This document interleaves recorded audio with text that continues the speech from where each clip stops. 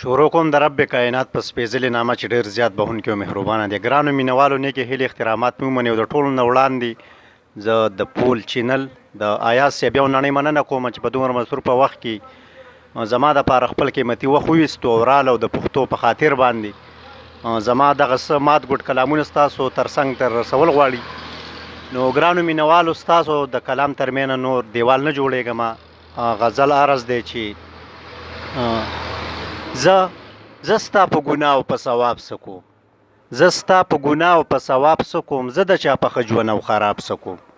او یمه زه غریب خو ډوډۍ کور خورمه، یمه زه غریب خو ډوډۍ کور خورمه، زه پروا د خان او د نواب څه کوم. او رب سره مې مینه د یادومه، رب سره مې مینه د یادومه، شمار نه کوم زاید په حساب څه کوم.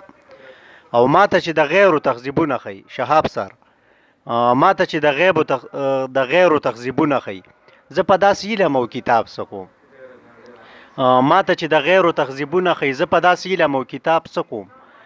او زه ساده سړی یم لالا وایه، زه ساده سړی یم لالا وایه، زه مړه په سر او په جناب څه کوم. زه ساده سړی یم لالا وایه، زه مړه په سر او په جناب څه کوم. او دلته کې خبیبه مړه څوک راځي، خوشی بیابان دی په نکاب څه کوم. یو نړۍ مننه، ډېره مننه.